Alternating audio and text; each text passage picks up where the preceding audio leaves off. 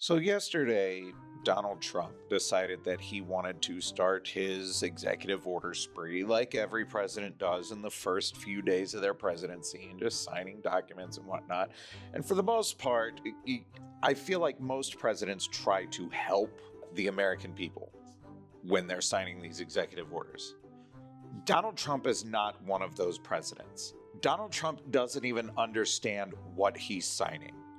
And I'd like to point out just one of those executive orders real quick. It's this one right here.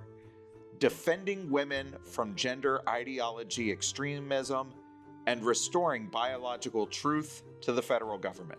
Now, nobody is surprised that Donald Trump is an absolute fucking transphobe and that on day one he was going to go about trying to regulate and order people to be one thing or the other. But this is why I say it's important to read the language, understand the words that they're using.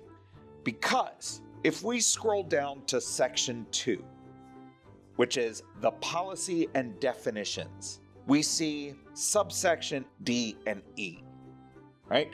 D, female means a person belonging at conception to the sex that produces the large reproductive cell. E, male means a person belonging at conception to the sex that produces the small reproductive cell. Now that is very important, and it just highlights why this is not such a simple issue, because scientists have detailed the process in which a fetus develops into either a male or a female, right? In this paper right here, Exploring the Biological Contributions to Human Health, Does Sex Matter?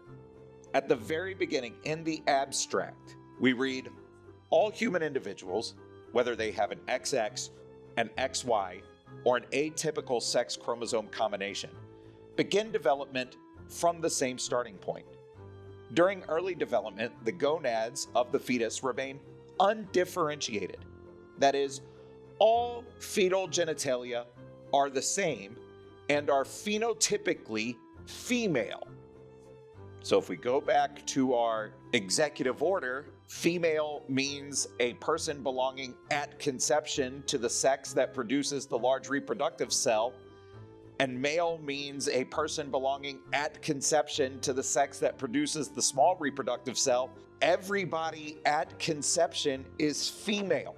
So if we're going at conception, congratulations, everybody's a woman. Yes, you too, according to the United States federal government.